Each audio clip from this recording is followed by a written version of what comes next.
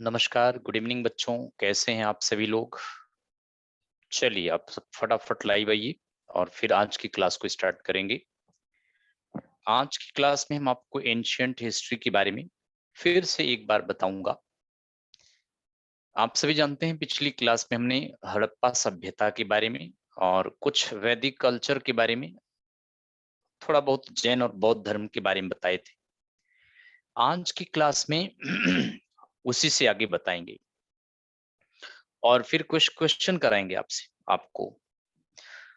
तो आप सभी का स्वागत है। मैं एस के यादव सफलता क्लासेस के इस प्लेटफॉर्म पर आप सभी का स्वागत करता हूं और उम्मीद करता हूं कि आप सभी लोग स्वस्थ होंगे, अच्छे होंगे और आपकी स्टडी भी अच्छी चल रही होगी।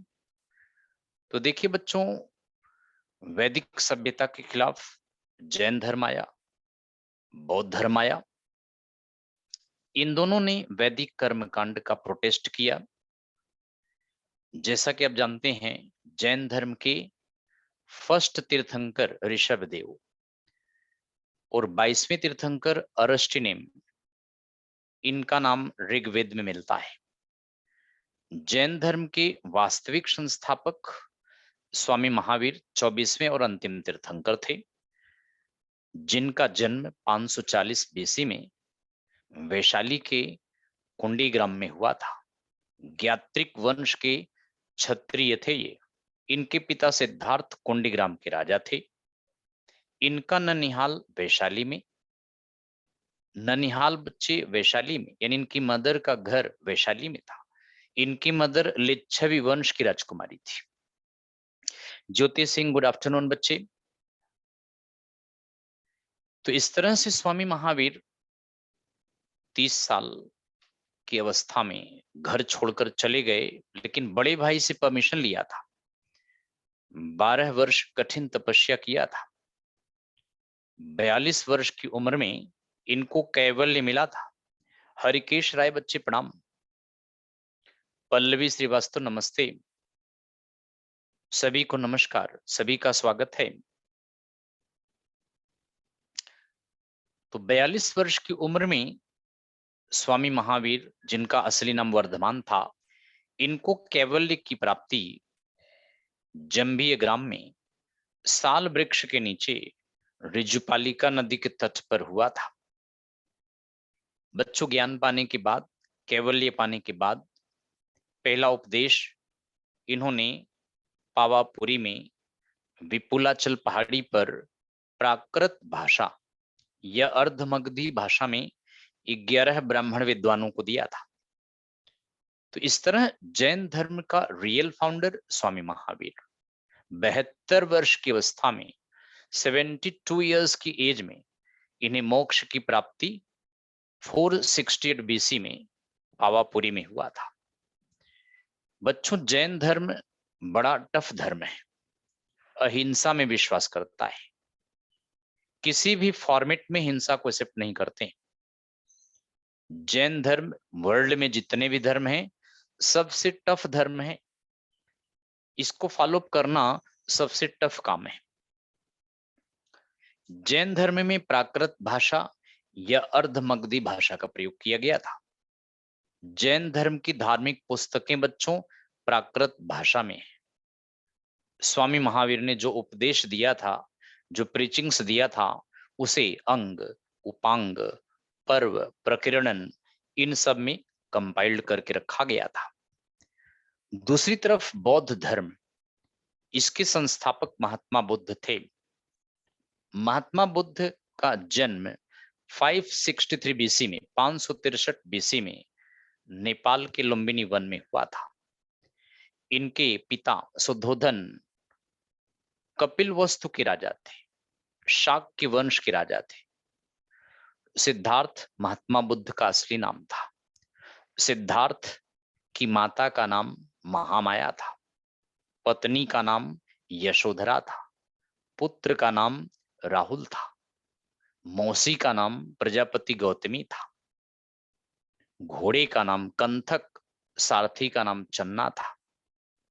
बुद्ध वो चाहते थे एक उपदेशक बनना, किंग बनना नहीं चाहते थे। 29 ईयर्स की अवस्था में इनके पिता शुद्धोधन का देहांत हो गया। इनके ऊपर किंगडम का पूरा बर्डन आया। 29 वर्ष की अवस्था में पत्नी पुत्र को महल में सोते हुए छोड़कर घर से भाग गए थे।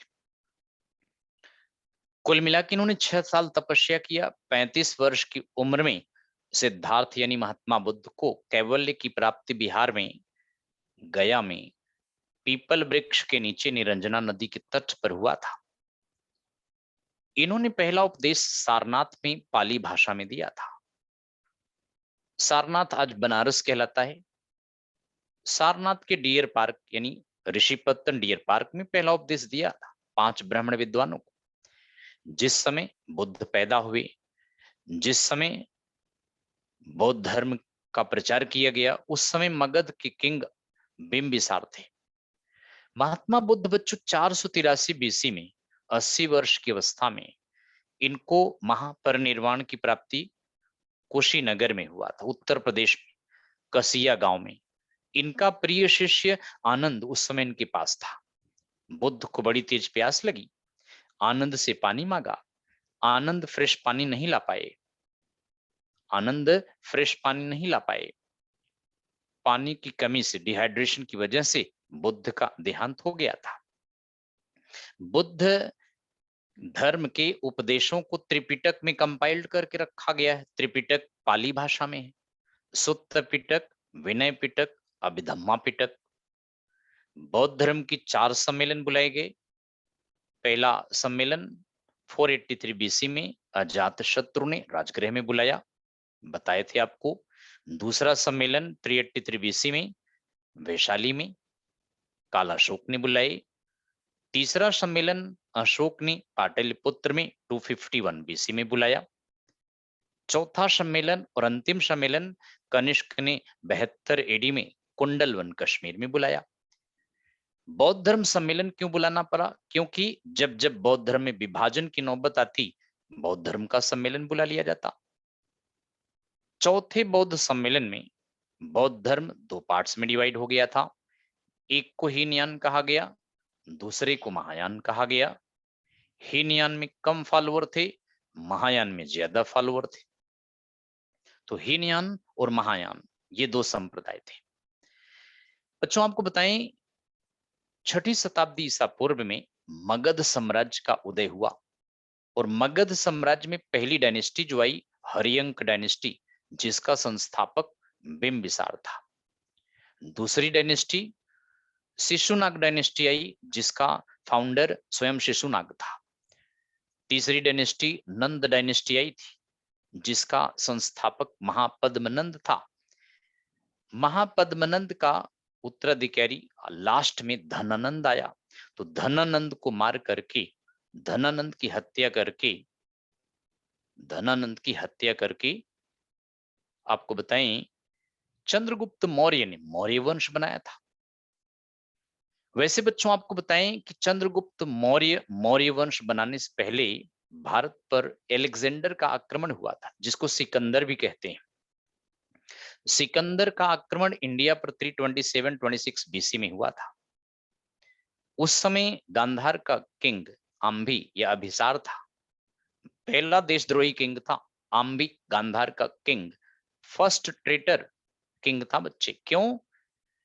सिकंदर से लड़े बिना ही आम्भी ने आत्मसमर्पण कर दिया था, क्योंकि वह पोरस को हरवाना चाहता था। पोरस ब्यास और झेलम के बीच का राजा था, बड़ा स्ट्रॉन्ग किंग था। 327-26 बीसी में झेलम नदी के तट पर एक लड़ाई लड़ी गई, जिसमें कहते हैं कि एलेक्जेंडर ने, सिकंदर ने पोरस को हराया। सिकंदर का प्रिय घोड़ा बुकेफला झेलम नदी के तट पर मर गया। अपने घोड़े के नाम पर सिकंदर ने बुकेफला शहर बसाया था। बाद में पोरस को पकड़ा गया। पोरस एलेक्जेंडर के सामने लाया गया। सिकंदर ने पोरस से प्रश्न किया, कैसा व्यवहार किया जाए? बिना डरे पोरस ने उत्तर दिया, एज अ किंग, एक राजा की तरह। इस उत्तर से सिकंदर बड़ा खुश हुआ। वितस्ता भी कहते हैं झेलम को बच्चे, और हाइडस्पस भी कहते हैं। हाइडस्पस झेलम नदी का ग्रीक भाषा में नाम है। वितस्ता झेलम का पुराना नाम है। पोरस से दोस्ती कर लिया, उसका जीता किंगडम लौटा दिया था। एलेक्जेंडर का सेनापति सेल्यूकस निकेटर सीरिया का गवर्नर बना और 325 में एलेक्जेंडर वापस लौट पड़ा। बच्चों, अगर यह प्रश्न पुटअप किया जाए कि जब सिकंदर भारत पर अटैक किया तो उस समय मगध का किंग कौन था, तो उस समय मगध का किंग धनानंद था। बड़ा ही स्ट्रॉन्ग किंग था, उसकी सेना बिल्कुल फ्रेश सेना बैठी थी। चाणक्य ने चंद्रगुप्त मौर्य को एलेक्जेंडर के पास भेजा था कि जाओ एलेक्जेंडर उसकी सेना को बूस्ट करो कि वह धनानंद पर अटैक करे। लेकिन एलेक्जेंडर उसकी सेना ब्यास क्रॉस करने को तैयार नहीं हुआ, वापस लौट गया। तो इस तरह से बच्चों सिकंदर वापस लौट गया था। सिकंदर का सेनापति सेल्यूकस निकेटर को सीरिया का गवर्नर बना दिया गया। 323 बीसी में एलेक्जेंडर यानी सिकंदर का देहांत इराक के बेबीलोन में हो गया था। उसकी कब्र मिस्र के काहिरा में बनाया गया, उस पर पिरामिड बना दिया गया। तो इस तरह से अगर आप देखें तो एलेक्जेंडर वापस लौट गया। चंद्रगुप्त मौर्य इंडिया में मौर्य वंश बनाया। चंद्रगुप्त मौर्य बच्चों इंडिया में फर्स्ट नेशनल किंग था। क्यों? क्योंकि पूरे इंडिया पर कब्जा कर लिया था। He controlled whole India under a centralised power. Bharat का पहला राष्ट्रीय शासक चंद्रगुप्त मौर्य था। चाणक्य उसका प्राइम मिनिस्टर था। चाणक्य का वास्तविक नाम विष्णुगुप्त शर्मा था। चाणक्य को कौटिल्य भी कहा जाता है। चाणक्य ने अर्थशास्त्र नाम की किताब लिखा था।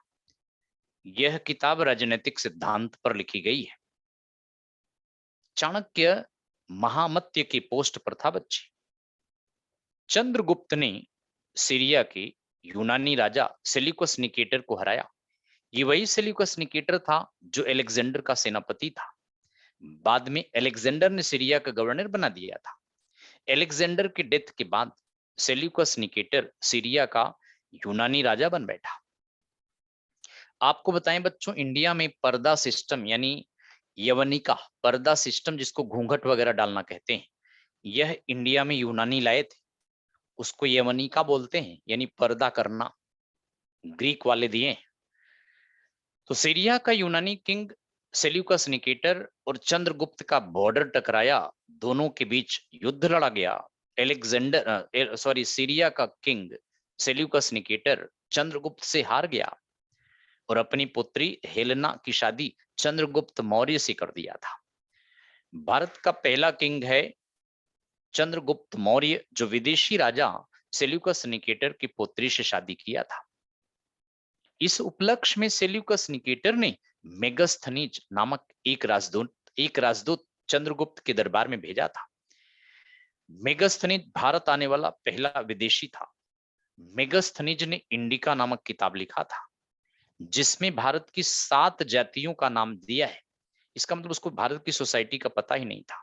जिनको जिस काम में देखा उसको कास्ट बता दिया। बच्चों, चंद्रगुप्त मौर्य जो था अंतिम समय में जैन धर्म स्वीकार कर लिया। क्यों? इसके शासनकाल में एक भयंकर अकाल पड़ा था। जैन विद्वान भद्रबाहु ने चंद्रगुप्त को जैन धर्म में कन्वर्ट कर लिया और कहा कि भद्रबाहु के साथ चंद्रगुप्त दक्षिण के श्रवण बेलगोला में जाए और वहां तपस्या करे तो उत्तर भारत का अकाल खत्म हो जाएगा। चंद्रगुप्त मौर्य ने कर्नाटक के श्रवण बेलगोला में चंद्रश्री पर्वत पर बैठकर तपस्या स्टार्ट कर दिया। बिना खाए पिए चंद्रगुप्त को मोक्ष मिल गया, यानी मृत्यु हो गई। उसके बाद भद्रबाहु जब नॉर्थ में आए तो यहाँ पर जो जैन भिक्षु थे स्थूल भद्र के नेतृत्व में, उन्होंने भद्रबाहु पर टोंट किया, ताना कसा। जब तो अकाल पड़ा तो भाग गए, अब अकाल खत्म हो गया फिर मुंह उठा के चले आए। इस बात को लेकर जैन धर्म 2 पार्ट्स में डिवाइड हो गया था। एक को श्वेतांबर कहा गया, जो सफेद कपड़े पहनते थे, जिनका नेतृत्व स्थूल भद्र ने किया, जो उत्तर भारत में रह गए। दूसरे को दिगंबर कहा गया, जो साउथ में चले गए, नग्न रहते थे, दिशाओं को कपड़ा मानते थे। क्लेड माने नग्न रहना। चंद्रगुप्त के बाद उसका बेटा बिंदुसार गद्दी पर बैठा। बिंदुसार का निक नेम है बच्चे अमित्र चेट, अमित्र घात या अमित्र खाद। लेकिन आपको बताएं कि बिंदुसार का बेटा अशोक प्राचीन काल का एक महान किंग था। 261 बीसी में अशोक ने कलिंग की लड़ाई लड़ा था। कलिंग आज की डेट में उड़ीसा में। बच्चों, इस कलिंग की लड़ाई में अशोक ने अपनी प्रेमिका कारुआकी को हराया था। दरअसल कलिंग का किंग चेदी वंश का नंजराज था। अशोक की हिंसा वाली पॉलिसी से कलिंग की जनता और किंग रुष्ट थे। चूंकि अशोक 99 सौतेले भाइयों को मारकर गद्दी पर आया था, इस बात से कलिंग की जनता रुष्ट थी, क्योंकि कलिंग के लोग जैन धर्म को मानते थे। कलिंग की जनता ने अपने किंग नंजराज पे दबाव डाला कि अशोक की अधीनता छोड़ दो। लेकिन किंग नंजराज डर गया कि यदि वह अशोक की अधीनता छोड़ देगा तो कहीं अशोक उसे मारकर सौन पूरा कर दे। इस डर से वह अशोक की अधीनता नहीं छोड़ा। जनता ने अपने किंग नंजराज के खिलाफ बगावत कर दिया और किंग नंजराज को ही मार दिया। नंजराज की पुत्री कारुआकी अशोक की प्रेमिका कलिंग की जनता का नेतृत्व किया। इस बात से अशोक को बुरा लग गया और 261 बीसी में कलिंग की लड़ाई लड़ा। इस लड़ाई में 1 लाख लोग मारे गए, 1.5 लाख लोग घायल हो गए, 1 लाख लोगों को बंधक बना लिया गया। इस दृश्य को देखकर अशोक का दिल पिघल गया। अशोक ने डिसाइड किया कि वो भविष्य में कोई लड़ाई नहीं लड़ेगा, बल्कि बौद्ध धर्म स्वीकार कर लिया और बौद्ध धर्म का प्रचार करेगा। कलिंग की लड़ाई के बाद अशोक चिंता में डूबा था। उपगुप्त नामक बौद्ध विद्वान ने अशोक को बौद्ध धर्म में चेंज कर दिया और उसके बाद कारुआकी से शादी कर लिया। तो इस तरह बच्चे कलिंग की लड़ाई अशोक की लाइफ की पहली और आखिरी लड़ाई थी। इसके बाद अशोक ने कभी भी कोई लड़ाई नहीं लड़ा, बल्कि बौद्ध धर्म स्वीकार कर बौद्ध धर्म का इंडिया से बाहर विदेशों में प्रचार किया। अपने पुत्र महेंद्र और पुत्री संघमित्रा को बौद्ध धर्म प्रचार के लिए श्रीलंका भेजा था। अशोक ने बच्चों पत्थरों पर लेख लिखवाया, स्टोन पर लिखवा लिखवा के जगह जगह गड़वाया। क्यों जानते हैं? अशोक चाहता था कि वह शांति को एडॉप्ट करेगा, इसलिए अशोक का पब्लिक में यह छवि थी कि यह 99 सौतेले भाइयों को मारा है, लाखों लोगों को कलिंग की लड़ाई में मार दिया है। अब अशोक पब्लिक को कैसे मोटिवेट करे कि वह बदल गया है। आज की तरह न तो सोशल मीडिया था, ना ही इलेक्ट्रॉनिक मीडिया था, ना ही प्रिंट मीडिया था। अन्यथा फेसबुक पर अथवा ट्विटर पर एक पोस्ट अपलोड कर देता, बता देता कि मैं बदल गया हूं, अब हम हिंसा नहीं करेंगे। ना तो प्रिंट मीडिया था, नहीं तो न्यूज़पेपर में अपना लेख लिखवा के छाप देता, पब्लिक पढ़ती और जान जाती कि अशोक बदल गया है। ना ही इलेक्ट्रॉनिक मीडिया था, नहीं टेलीविजन या यूट्यूब पर आकर पब्लिक को प्रोक्लामेशन कर देता कि नहीं मैं बदल गया हूं, हत्या हिंसा छोड़ दिया हूं। इसके लिए अशोक ने क्या किया जानते हैं? पत्थरों पे लेख लिखवाया, जगह जगह गड़वाया। पत्थर चुनार से मंगवाए थे। चुनार उत्तर प्रदेश के मिर्जापुर जिले में। तो अशोक पहला किंग है जो अपने लेखों को पत्थरों पर लिखवाकर पब्लिक के सामने उसको पेश किया। इन लेखों में क्या था बच्चे? तो अशोक ने अपनी राजकीय घोषणाएं कि हमारी घोषणा क्या है, उसको लिखवा के जगह जगह लगवाया। ऐसे स्थानों पे लगवाया जहां पब्लिक आती थी, जिसको पढ़कर सुनकर समझकर देखे। अशोक ने पत्थरों पर लेख लिखवाया। किस भाषा में? प्राकृत भाषा में। प्राकृत भाषा में। प्राकृत भाषा किस लिपि से आई है?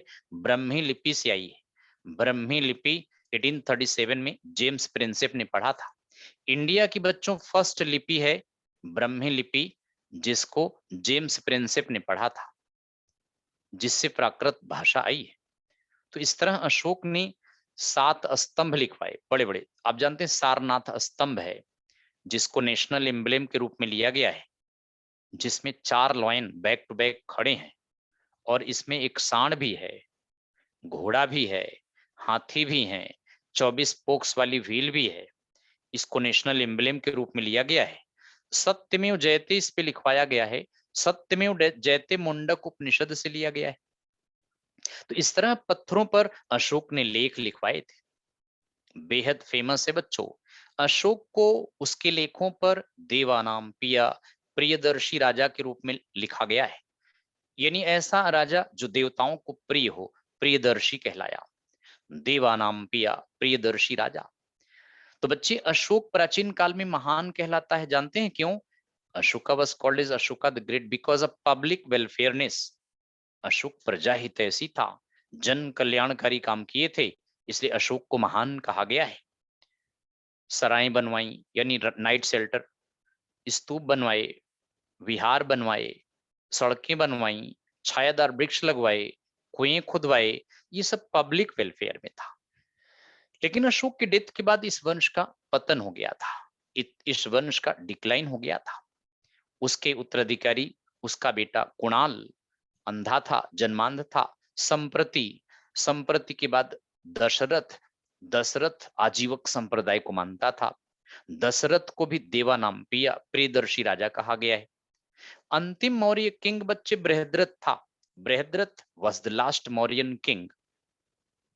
उसकी हत्या उसके सेनापति पुष्यमित्र शुंग ने किया था और 185 बीसी में बृहद्रथ को मारकर पुष्यमित्र शुंग ने शुंग वंश की स्थापना किया था, जिसकी राजधानी पाटलिपुत्र थी। अशोक चंद्रगुप्त मौर्य बिंदुसार की भी कैपिटल पाटलिपुत्र थी बच्चे, आज का पटना। तो पुष्यमित्र शुंग के मुख्य पृष्ठ जो थे महर्षि पतंजलि थे। महर्षि पतंजलि का योग सिद्धांत है जो बाबा रामदेव खूब कमा रहे हैं उससे।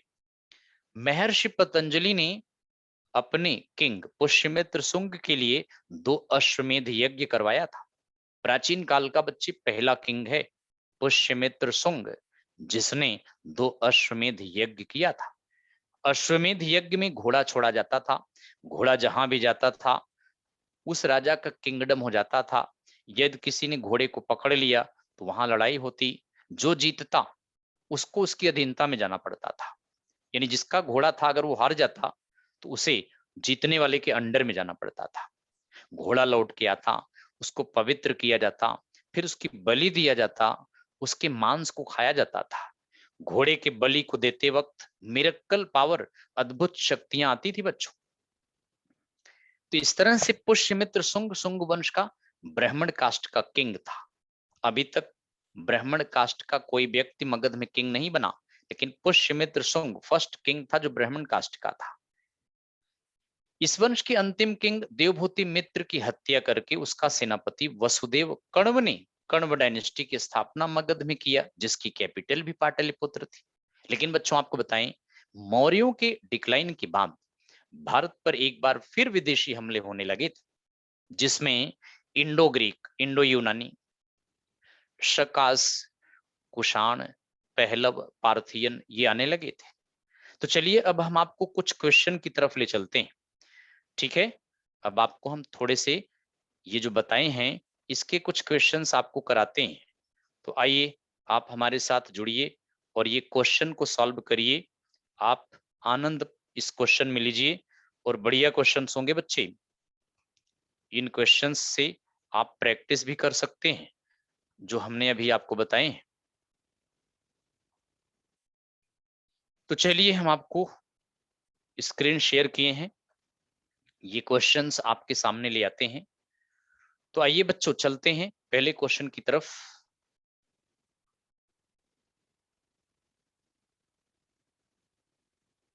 लीजिए आपको स्क्रीन दिखाई पड़ रहा पल्लवी श्रीवास्तव बच्चे, कंचन रत्नाकर, बताएं क्या आप लोगों को स्क्रीन शेयर हो रहा है?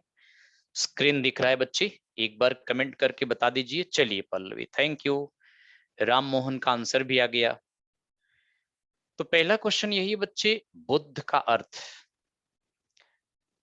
हरिकेश, ओके, बुद्ध मीन्स क्या होता है? बुद्ध ऑप्शन देखते, महान विजेता, महान संत, बुद्धिमान व्यक्ति, प्रबुद्ध व्यक्ति। तो बच्चे इंग्लिश में दिया है great conqueror, great saint, intelligent person, enlightened person. इसका आंसर ज्योति डी पार्ट होगा बच्चे। जिन बच्चों ने डी पार्ट आंसर बताया है वही आंसर सही है। डी पार्ट करेक्ट होगा बच्चे। प्रबुद्ध, बुद्ध, बुद्ध का मतलब बुद्धि वाला, इंग्लिश में इसको इनलाइटेंड कहते हैं। महात्मा बुद्ध को कैवल्य की प्राप्ति यानी इनलाइटेंड कहाँ हुआ था? बोध गया में। चलिए सेकेंड क्वेश्चन आपकी स्क्रीन पर आ गया। 6ठी शताब्दी ईसा पूर्व में कौन सा काल कहलाता था? विवेचक यानी तर्क, बौद्धिक यानी जागृत, राजनीतिक असंतोष, धार्मिक उत्तेजना। Which period was called the 6th century BC? Discriminatory argumentation, intellectual awakening, political dissatisfaction, religious excitement। तो बच्चों देखो, छठी शताब्दी में धार्मिक, छठी शताब्दी में दो धर्म आए थे। छठी शताब्दी में बच्चे दो धर्म आए हैं। कौन कौन से? जैन धर्म और बौद्ध धर्म। इन दोनों धर्मों का प्रादुर्भाव छठी शताब्दी बीसी में हुआ था। इसलिए इसका आंसर डी पार्ट लगाना है आपको, धार्मिक उत्तेजना का काल। इन दोनों धर्मों ने वैदिक कर्मकांड का विरोध किया था, वैदिक कर्मकांड का प्रोटेस्ट किया था। बौद्ध religion they criticized Buddhism, they criticized वैदिक रिलीजन। तो आंसर डी करेक्ट है। तो चलिए आप थर्ड क्वेश्चन देखें। भारत में जैन धर्म का संस्थापक कौन था? Who is the founder of Jainism in India? A Gautam Buddha, B Mahavir, C Chandragupta या डी अशोका? बिल्कुल पल्लवी, हरिकेश, वेरी नाइस। तो जैन धर्म के संस्थापक बच्चों बी पार्ट है, बिल्कुल सही है, स्वामी महावीर। इनका रियल नेम वर्धमान था, ये वर्धमान कहलाते थे। गौतम बुद्ध बच्चे, इनका वास्तविक नाम सिद्धार्थ था, रियल नेम इनका सिद्धार्थ था। तो आंसर बी पार्ट बिल्कुल सही है। चलिए फोर्थ क्वेश्चन नंबर आप देखें, आपकी स्क्रीन पर आ गया है। निम्नलिखित में से प्राचीनतम राजवंश कौन सा है? Which of the following is the oldest dynasty? Maurya dynasty, गुप्त डायनेस्टी, कुषाण डायनेस्टी या कण्व डायनेस्टी? इनमें से चारों में से बताना है बच्चों। सबसे पुराना, बिल्कुल ए पार्ट करेक्ट है, मौर्य डायनेस्टी बच्चों, बिल्कुल सही आप बताए हैं ज्योति और पल्लवी श्रीवास्तव। वैसे तो सबसे पहले हरियंक वंश आया था, हरियंक वंश, जिसका संस्थापक बच्चे बिंबिसार था। हरियंक वंश का संस्थापक बिंबिसार था। दूसरे वंश में शिशुनाग वंश आया, इसका संस्थापक स्वयं शिशुनाग था। तीसरा वंश अगर आप देखें तो बच्चे नंद वंश था, इसका संस्थापक महापद्मनंद था, है ना, सीरियल ऑर्डर में, बिल्कुल।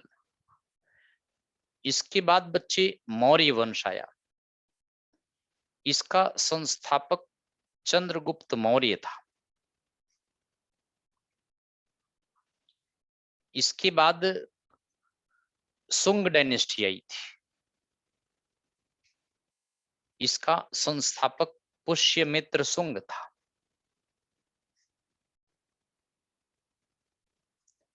इसके बाद कण्व डायनेस्टी आई थी, इसका संस्थापक वसुदेव कण्व था। बच्चे इसके बाद अगर देखें कुषाण वंश, इसका संस्थापक कुजुल कैडफिसेस, कुजुल कदफिसेस एवं विम कदफिसेस था। इसके बाद गुप्त वंश था, इसका संस्थापक श्री गुप्ता। इसके बाद बच्चे वर्धन वंश था, इसका संस्थापक पुष्यभूति था, इसलिए इसको पुष्यभूति वंश भी कहते हैं।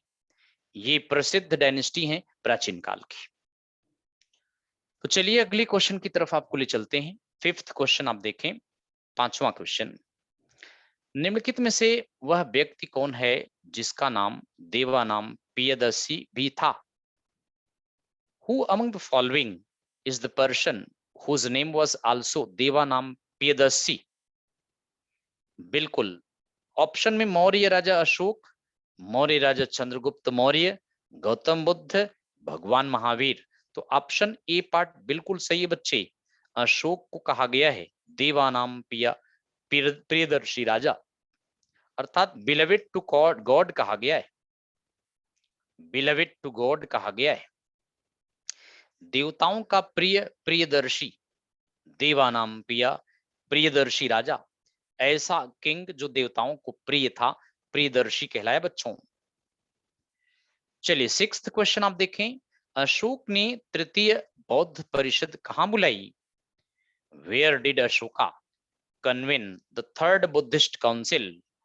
ऑप्शन पाटलिपुत्र में, मगध में, कलिंग में, सारनाथ में। बिल्कुल पल्लवी, ए पार्ट करेक्ट है।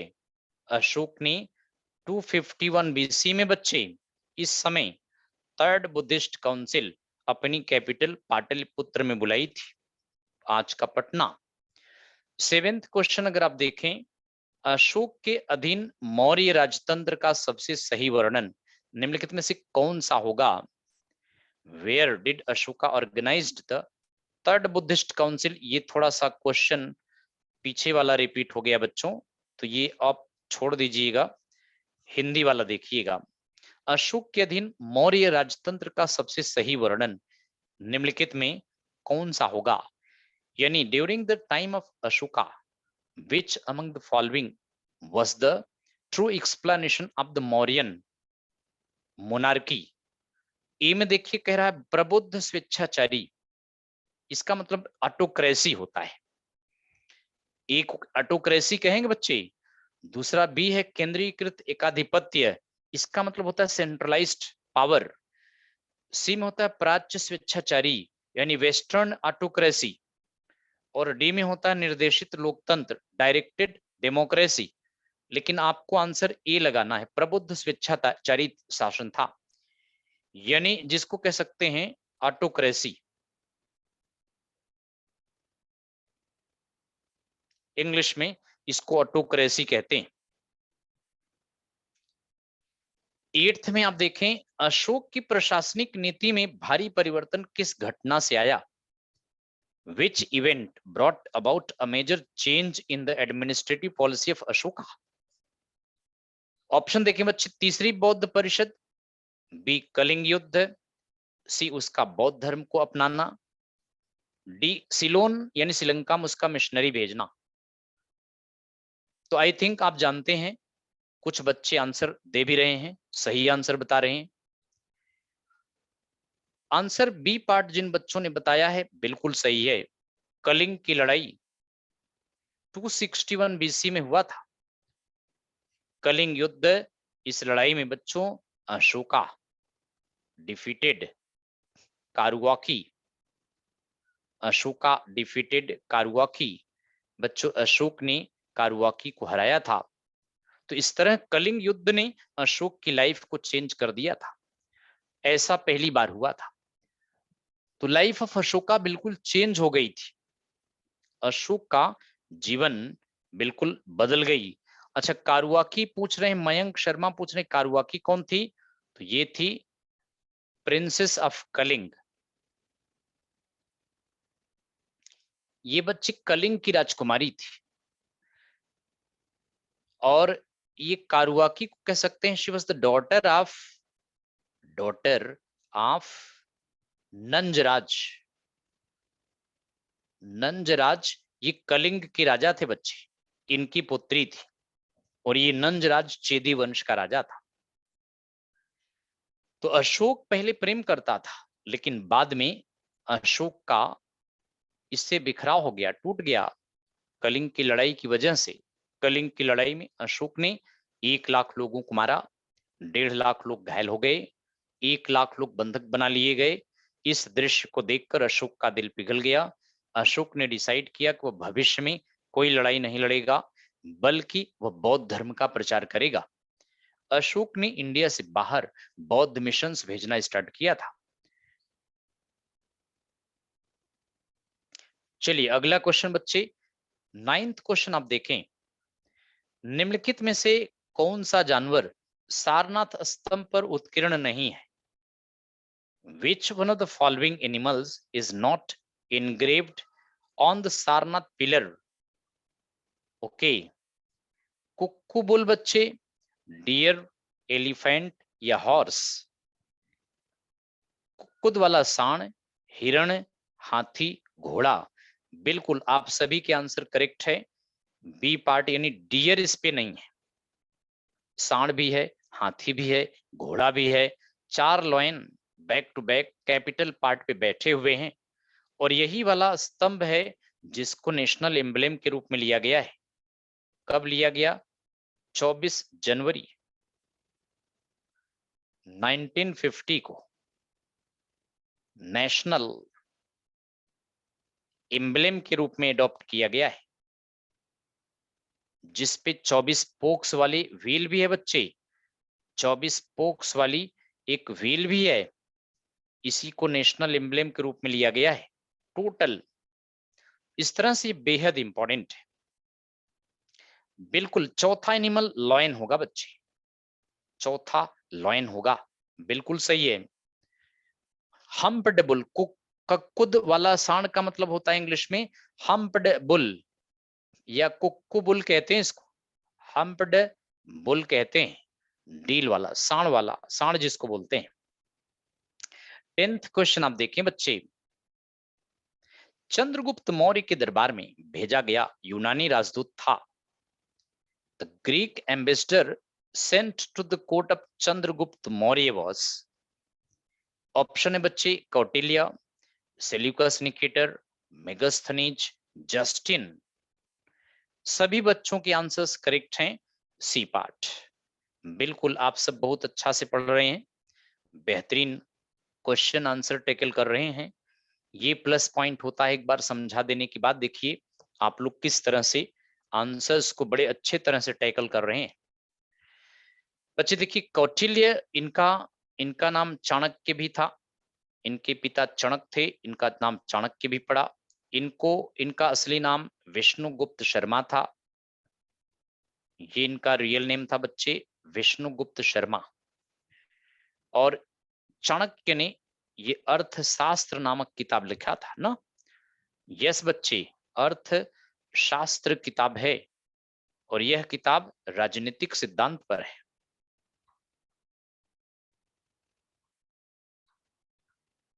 यह किताब राजनीतिक सिद्धांत पर लिखी गई है। सेल्यूकस निकेटर, यह Greek king of Syria Alexander का सेनापति था। ग्रीक किंग बन गया, सीरिया का यूनानी राजा बन गया था। मेगास्थनीज था बच्चे, इसने इंडिका नामक किताब लिखा था। इंडिका यह फेमस किताब है, इसमें भारत के 7 जातियों का जिक्र है। ये चंद्रगुप्त मौर्य का सन था, सन ऑफ चंद्रगुप्त मौर्य बच्चे, चंद्रगुप्त मौर्य का बेटा था। और यह बेटा आप जानते हैं हेलेना से पैदा हुआ था। हेलेना सेल्यूकस की डॉटर थी, हेलेना सेल्यूकस की डॉटर थी। चंद्रगुप्त ने सेल्यूकस को हराया, हेलेना से शादी किया। हेलेना और चंद्रगुप्त मौर्य से जस्टिन पैदा हुआ था। चलिए 11th क्वेश्चन आपके स्क्रीन पर एक बार फिर, अर्थशास्त्र की रचना किसने किया? हु कंपोज्ड अर्थशास्त्र? ए धनानंद, बी कौटिल्य, सी बिंबिसार, डी पुष्यमित्र शुंग? हरिकेश बहुत बढ़िया, ज्योति बहुत अच्छा, बी पार्ट बिल्कुल करेक्ट है बच्चे। अर्थशास्त्र राजनीतिक सिद्धांत पर है आलोक।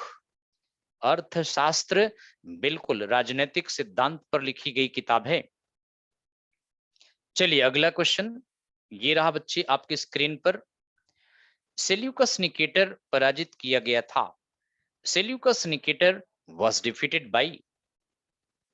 ऑप्शन ए अशोक द्वारा, बी चंद्रगुप्त मौर्य के द्वारा, सी बिंदुसार के द्वारा, डी बृहद्रथ के द्वारा? बिल्कुल आलोक, पारुल, राम मोहन, तो बच्चे Seleucus Nicator B Chandragupta Maurya के द्वारा हराया गया था। दरअसल 305 बीसी में इस समय एक लड़ाई हुई और इस लड़ाई में चंद्रगुप्त मौर्य ने सेल्यूकस को हराया और उसकी पुत्री हेलेना से शादी किया, जिससे जस्टिन पैदा हुआ था। और बाकी तो अब जानते हैं, चंद्रगुप्त मौर्य का बेटा बिंदुसार था और बिंदुसार का बेटा अशोक था और बृहद्रथ ये लास्ट मौर्यन किंग था।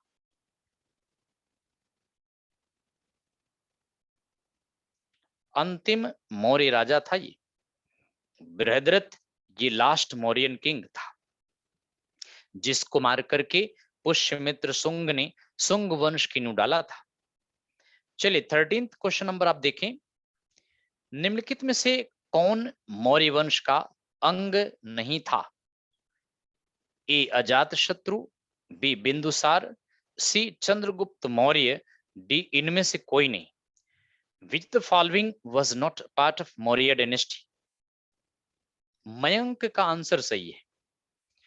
इन्होंने अजात शत्रु नाम दिया है, तो बिल्कुल ए पार्ट होगा। यह मौर्य वंश का पार्ट नहीं था बच्चे। आलोक बिल्कुल सही है। पारुल ए पार्ट बिल्कुल सही है। अब देखिए, अजात शत्रु किसका बेटा था? तो अजात शत्रु हर्यंक वंश का था। मयंक बिल्कुल सही है। यह था सन ऑफ बिंबिसार। बिंबिसार बच्चे यह हर्यंक वंश का था। हर्यंक वंश का बिंबिसार का बेटा अजातशत्रु था। अजातशत्रु को कुणिक कहा गया है। कुणिक का मतलब बड़ा निर्दयी शासक। बिंदुसार को मार करके अजातशत्रु हर्यंक वंश का किंग बना था। पहला किंग इंडिया में जो पिता की हत्या कर सत्ता में आया था। तो बिंबिसार अजातशत्रु का बेटा उदयन था। उदयन ने भी अपने पिता अजातशत्रु को मारकर फिर गद्दी पर आया। बिंबिसार के समय महावीर स्वामी महात्मा बुद्ध पैदा हुए, कैवल्य की प्राप्ति किया और अपने धर्म का प्रचार स्टार्ट किया। लेकिन अजातशत्रु के समय में महात्मा बुद्ध का देहांत हुआ था। जिस समय अजातशत्रु मगध का किंग था, उस समय बुद्ध का देहांत कुशीनगर के कसिया गांव में 483 बीसी में हुआ था। इसलिए अजात शत्रु ने फर्स्ट बुद्धिस्ट काउंसिल अपनी कैपिटल राजगृह के सप्तपर्णी गुफा में बुलाई थी, जिसकी अध्यक्षता महाकश्यप उपाली ने किया था।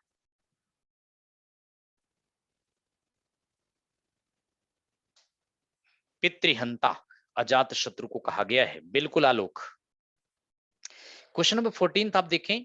अशोक ने अपनी सभी अभिलेखों में एक रूपता से किस प्राकृत का प्रयोग किया है?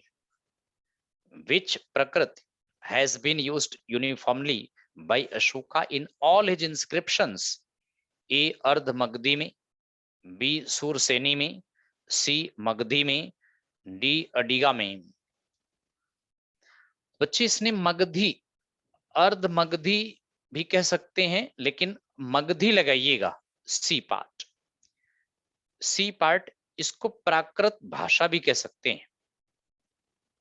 प्राकृत भाषा। और यह बच्चे ब्रह्मी लिपि से लिया गया है।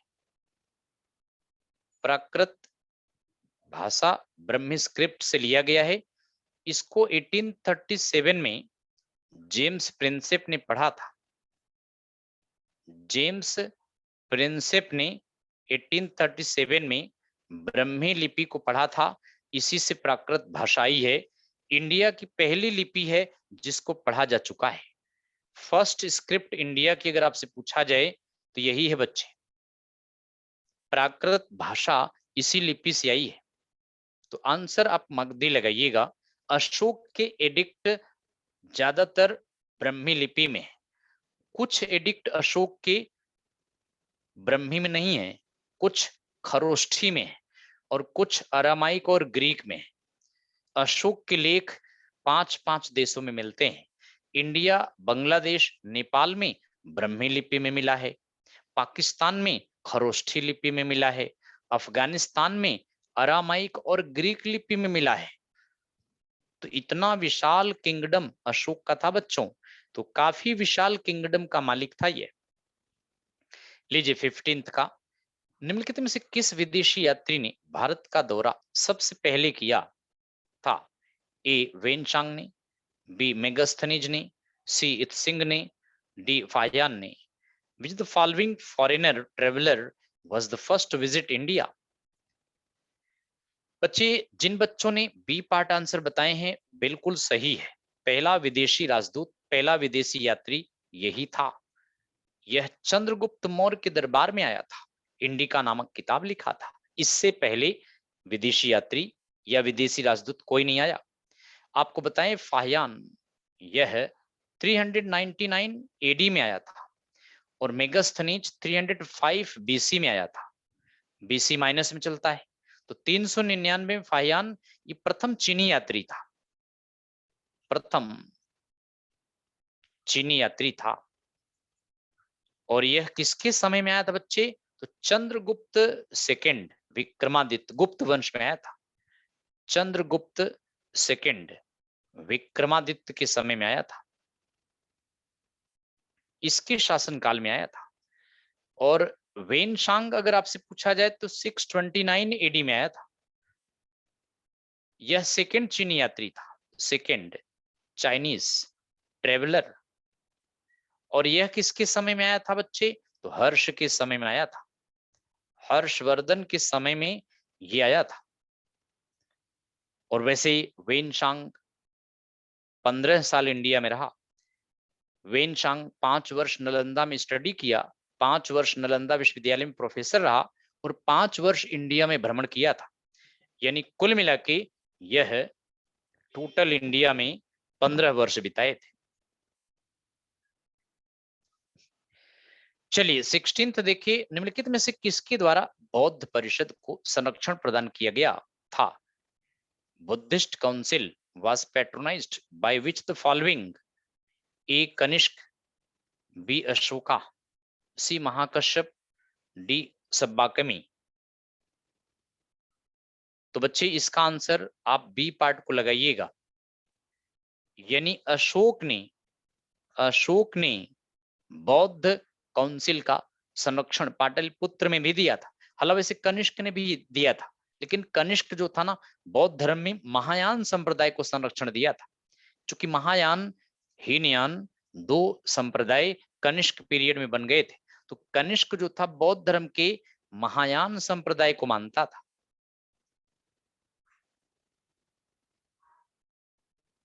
इसको मानता था, बौद्ध धर्म के महायान संप्रदाय को मानता था। जबकि अशोक के समय में विभाजन नहीं हुआ था, इसलिए आंसर बी लगेगा। जबकि कनिष्क ने चौथा बौद्ध सम्मेलन बुलाया था और चौथे बौद्ध सम्मेलन में बौद्ध धर्म 2 पार्ट्स में डिवाइड हो गया था। एक को हीनयान कहा गया, दूसरे को महायान कहा गया था। बाकी महाकश्यप और सब्बाकमी ये बौद्ध विद्वान थे दोनों। चलिए 17th का आंसर आप बताइए, निम्नलिखित में से वह व्यक्ति कौन है जिसका नाम देवानाम प्रियदर्शी था? ये तो अभी पीछे आया था। Who among the following is the person whose name was देवानाम Priyadarshi? तो बच्चे पीछे आया था ए अशोक, बी चंद्रगुप्त मौर्य, डी गौतम बुद्ध और सी गौतम बुद्ध, डी भगवान महावीर। तो बिल्कुल आपके आंसर ज्योति, अभिषेक, आप सभी के आंसर बिल्कुल करेक्ट है। अशोक को कहा गया है देवानाम प्रियदर्शी राजा। चलिए बताइए बच्चे 18वें का आंसर आप बताइए, निम्नलिखित में सम्राट अशोक की वह पत्नी कौन थी जिसने उसको प्रभावित किया था? Who among the following was the wife of Emperor Ashoka who influenced him? चंदालिका, Charulata, Gautami, कारवाकी।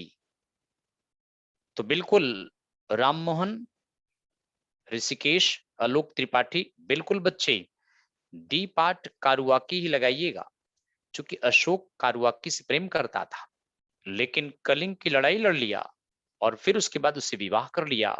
शायद यह फ्रेज इसीलिए बना है कि everything is fair in love and war. B नहीं होगा, चारुलता नहीं होगा बच्चे, ज्योति।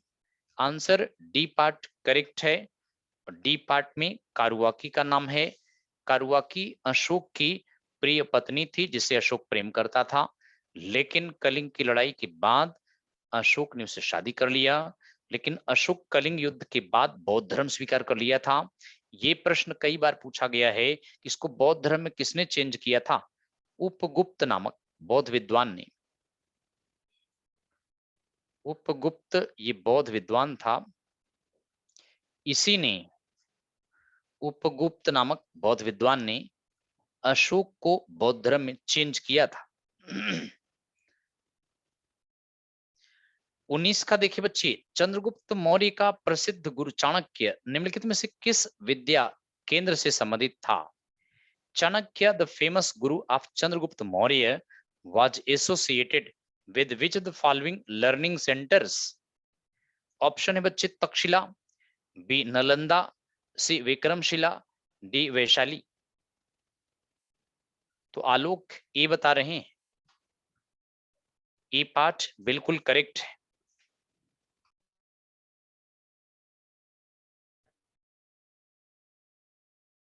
तो बच्चे ए पार्ट बिल्कुल करेक्ट है। पल्लवी, आलोक बिल्कुल सही है बच्चे, ए इज राइट आंसर, यानी तक्षशिला। आपको बताएं तक्षशिला अगर आपसे पूछा जाए तो आज की डेट में पाकिस्तान के पंजाब में है ये, पाकिस्तान के पंजाब में है ये बच्चे, इस जगह पर आज की डेट में है। नालंदा विश्वविद्यालय बिहार में है, नालंदा यह बिहार में है। अगर आपसे पूछे कि तक्षशिला विश्वविद्यालय की स्थापना किसने किया था, तो तक्षशिला महापद्मनंद ने स्थापित किया था। और नालंदा विश्वविद्यालय जो बिहार में है, इसको कुमारगुप्त फर्स्ट ने स्थापित किया था। कुमारगुप्त फर्स्ट ने नालंदा विश्वविद्यालय स्थापित किया था। विक्रमशिला बच्चे यह भी बिहार में है। इसकी स्थापना अगर आपसे पूछा जाए तो इसकी स्थापना धर्मपाल ने किया था, पाल वंश के धर्मपाल ने किया था। तो प्राचीन काल का ये सीरियल ऑर्डर में 3 विश्वविद्यालय है। सबसे पुराना तक्षशिला विश्वविद्यालय महापद्मनंद ने स्थापित किया था। दूसरा सबसे पुराना विश्वविद्यालय नालंदा विश्वविद्यालय बिहार में कुमारगुप्त फर्स्ट ने स्थापित किया था। तीसरा विश्वविद्यालय विक्रमशिला की स्थापना बिहार में धर्मपाल ने किया था। चाणक्य ने तक्षशिला विश्वविद्यालय में स्टडी किया था। बाद में चाणक्य जो था वह पाटलिपुत्र में आ गया था। अगला क्वेश्चन 20 देखिए बच्चे, यूनानियों को भारत से बाहर किसने निकाला था? Who had driven the Greeks out of India? A. Chandragupta Maurya, B Chandragupta Vikramaditya, C Ashoka, D Bindusara. यूनानियों को भारत से बाहर, ए पार्ट बिल्कुल करेक्ट है बच्चे। चंद्रगुप्त मौर्य ने ग्रीक किंग सेल्यूकस निकेटर को हराया और उसकी पुत्री हेलेन से शादी किया था। यानी कुल मिला के चंद्रगुप्त मौर्य ने ग्रीक वालों को बाहर खदेड़ दिया था। इलाहाबाद में इंडो ग्रीक किंग मिनेंडर था जिसने भारत पर कुछ पार्ट पर कब्जा जमा लिया था। तो चलिए 21 का आंसर बताइए। ये तो सिंपल है, कलिंग युद्ध किस वर्ष में हुआ था? In which year did the Kalinga war take place? 261 BC में, 263 बीसी में, 232 बीसी में, 240 बीसी में। हरिकेश, पल्लवी, आलोक बिल्कुल सही है बच्चे। राममोहन 261 बीसी में। कलिंग की लड़ाई अशोक के राजतिलक के 8 साल बाद हुआ था और 232 बीसी में इस समय अशोक का देहांत हो गया था। वैसे बच्चों 304 बीसी में अशोक पैदा हुआ था, अशोक पैदा हुआ। और आपको बताएं 273 बीसी में गद्दी पर अधिकार कर लिया था।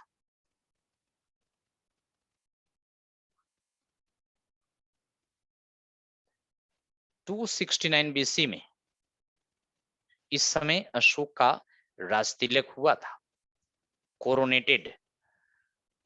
251 बीसी में अशोक ने थर्ड बुद्धिस्ट काउंसिल बुलाई थी।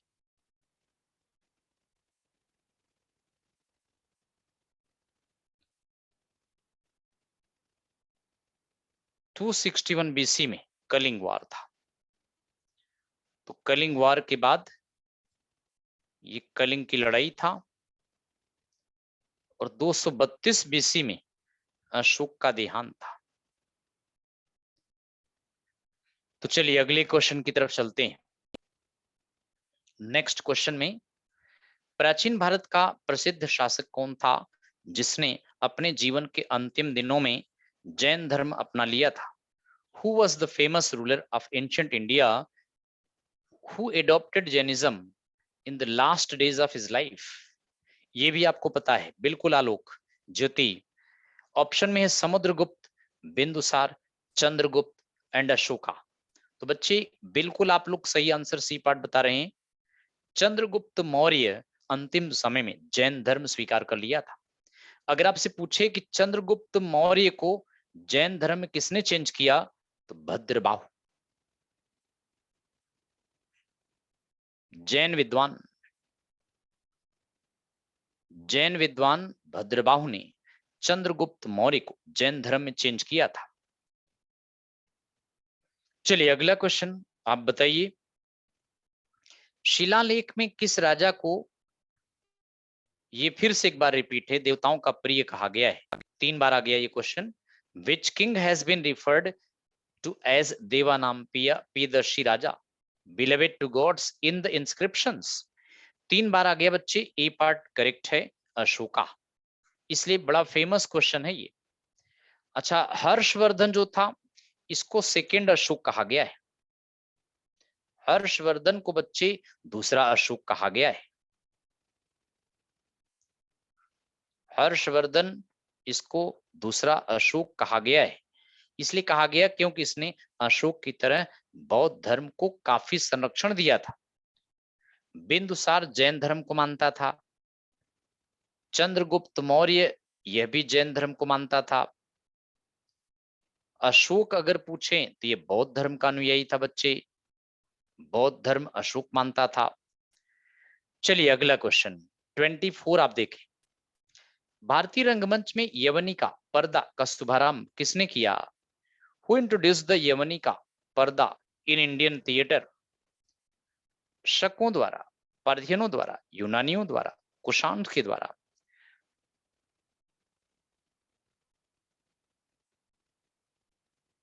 शकाज के द्वारा, पार्थियन के द्वारा, ग्रीक्स के द्वारा, कुषाण के द्वारा? बच्चे सी पार्ट बिल्कुल सही है, पारुल, पारुल ने सी पार्ट बताया है, बिल्कुल सी पार्ट करेक्ट है। इंडिया में यह सिस्टम सबसे पहले, यवनिका सिस्टम इंडिया में बच्चे ग्रीक वालों ने, यवन वालों ने दिया है। और आपको एक बात और बता देते हैं कि ग्रीक किंग्स, मिनेंडर जो था, मिनेंडर ग्रीक किंग, इसने इंडिया में सबसे पहले गोल्ड कॉइन्स स्टार्ट किया था, और वह भी ग्रीक स्टाइल में स्टार्ट किया था। इंडिया में सोने का सिक्का सबसे पहले इसी ने चलाया था। भारत में सबसे पहले सोने का सिक्का बच्चे इसी ने चलाया था। तो इस तरह से इंडो ग्रीक किंग था यह, इंडो ग्रीक कह सकते हैं इसको, केवल ग्रीक नहीं है, इंडो यूनानी राजा था ये मेनेंडर, और इसने बाद में बौद्ध धर्म स्वीकार कर लिया था। चलिए अगले क्वेश्चन की तरफ चलते हैं। 25 में देखिए, जूनागढ़ शिलालेख का संबंध किससे है? With whom is the Junagadh inscription related? A Rudradaman, B Bimbisara, C Chandragupta second, D Gautamiputra Satakarni? तो बच्चे 25 का आंसर रुद्रदमन, पल्लवी बता रही है, बिल्कुल सही है, रुद्रदमन फर्स्ट था ये। जूनागढ़ एडिक्ट इसी का था, और यह संस्कृत भाषा में है। जूनागढ़ एडिक्ट बच्चे संस्कृत भाषा में है, और संस्कृत भाषा में लिखा गया एक बहुत बड़ा लेख है। तो बच्चे ये यूपी ट्रिपल एससी लेखपाल टारगेट बैच 2022 का जो आप पढ़ रहे हैं, जिसमें आपने एडमिशन लिया हुआ है, वो स्टार्ट हुआ है बच्चे 2 मई से। आपके भी और जानने वाले हैं तो उनको बता सकते हैं आप। CUET central university entrance test इस साल पूरे इंडिया की यूनिवर्सिटी का टेस्ट कराया जा रहा है, साइंस और नॉन साइंस का। इसकी भी क्लासेस हमारे यहाँ चल रही हैं, इंग्लिश और हिंदी दोनों मीडियम से हैं। और बच्चे UP triple SC PET complete batch 300+ hours live interactive session होगा, 20 hours live mock test discussion होगा, 250+ डाउनलोडेबल PDF स्टडी मटेरियल होगा। कोर्स वैलिडिटी लाइफ टाइम तक की है। 9 मई को नया बैच आ रहा है, ये 1999 इसका फी है। बच्चे ई बुक अंक गणित का ये आप ई बुक फ्री में अपलोड कर सकते हैं। रीजनिंग का ई बुक है, इसको भी आप फ्री में अपलोड कर सकते हैं। और ये ग्राम समाज एवं विकास, ये भी आप अपलोड कर सकते हैं, ई बुक है। और इसके अलावा ये करंट अफेयर्स की बुक है, इसको भी ई बुक है, इसको भी आप अपलोड कर सकते हैं। तो बस आज की क्लास में इतना ही। नेक्स्ट क्लास में हम जब आपसे मिलेंगे तो इस तरह से और भी अच्छे अच्छे क्वेश्चन आपको कराएंगे। आज के लिए बच्चों बस इतना ही है। आई थिंक आपको क्वेश्चन पढ़कर और डिटेल में जो कंटेंट बताएं उसको सुन करके अच्छा लगा होगा। नेक्स्ट क्लास में इसी तरह के और भी टॉपिक्स और क्वेश्चंस को कवर कराएंगे बच्चों। ठीक है, thank you, thanks to all of you.